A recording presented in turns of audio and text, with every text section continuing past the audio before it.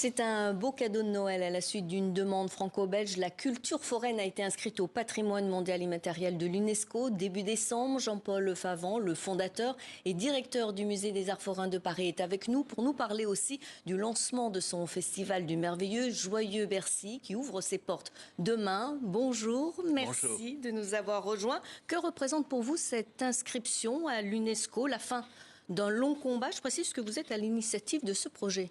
Disons que j'ai toujours trouvé que le rire n'était pas pris au sérieux. Alors j'ai voulu le mettre en avant. Je voudrais qu'on comprenne. Il est enfin sorti d'un angle mort de l'histoire. Il a reçu les honneurs du patrimoine immatériel. Pour vous, c'est une reconnaissance.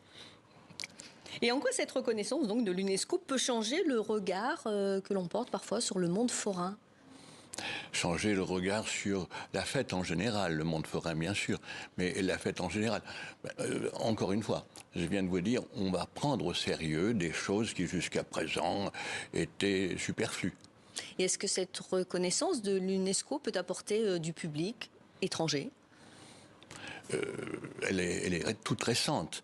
Alors le public étranger va arriver, j'en suis sûr, très bientôt.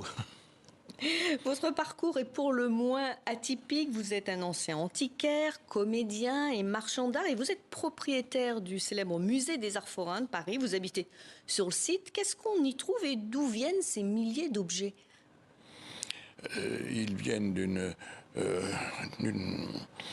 chasse au trésor que j'ai fait pendant toute mon existence, c'est-à-dire chercher des objets qui parlent, des objets qui font sourire, des objets qui font rêver. Et cette chasse au trésor, maintenant, un jour, il fallait bien que je la présente. Donc, ils ont pris place dans un musée. Vous êtes aussi créateur, il faut le souligner. Je suis créateur du musée, je préfère plutôt créateur propriétaire. Et en quelle année cette aventure a commencé ? Oh. Il y a une quarantaine d'années, je me suis déjà intéressé au spectacle et j'avais déjà réuni des objets de Mistinguett, de Joséphine Baker. Donc voilà, ça vient... C'est pour vous une façon, un lieu de mémoire ? Ah non, pas une mémoire, c'est une mémoire active. C'est une mémoire au présent. C'est-à-dire le spectacle, il est tous les jours, il est pour nous quand on ouvre les yeux. Et donc c'est ce que je veux offrir d'ailleurs dans mes salles. Je veux offrir du rêve, je veux que les gens apprennent à regarder et quelle et à période sourire. Ça couvre justement? Ce sont des objets très anciens, des objets... Non, ce sont des objets pour beaucoup du 19e siècle. C'est la révolution industrielle qui a permis de fabriquer des mécaniques pour le spectacle. Donc 1850... Alors, on vous appelle fréquemment le chasseur de rêves. C'est un surnom qui vous plaît, qui vous correspond? Le chercheur de rêves. Je préfère le chercheur de rêves. Le chercheur de rêves. Vous allez chercher des objets qui nous font rêver. Alors, parlons à présent de l'actualité de votre musée. Votre festival du merveilleux Joyeux Bercy commence demain et cela va durer jusqu'au 5 janvier. Quel est le programme ? C'est une grande fête, d'ailleurs. Son nom l'indique, le Joyeux Bercy, c'est-à-dire Bercy, c'est un endroit où on vendait du vin. Et c'est donc, c'est pour ça qu'il y avait un petit peu cette réputation. Le vin était détaxé, donc les gens pouvaient boire pour moins cher et faisaient la fête. Bon, ça, c'est un peu le passé. On boit moins de vin en ce moment chez moi, mais on boit du rêve. On boit du rêve et il y aura beaucoup de spectacles. Quels sont les spectacles ? Il y aura un spectacle de magiciens, spectacle d'hypnotiseurs, et puis les acrobates. Et je crois que le spectacle est dans la salle. Je crois que le public est acteur.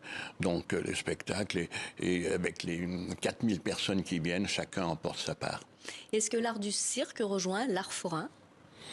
Pardon ? Est-ce que l'art du cirque rejoint l'art forain quelque part ? Ah oui, là vous m'avez fait hésiter parce qu'effectivement je n'ai pas l'habitude qu'on me pose cette question. Non. Non. Absolument pas. Ce sont deux mondes différents.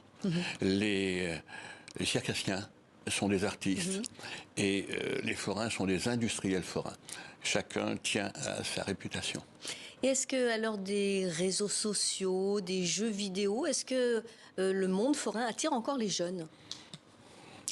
je pense qu'en général, le monde du spectacle attire encore les jeunes.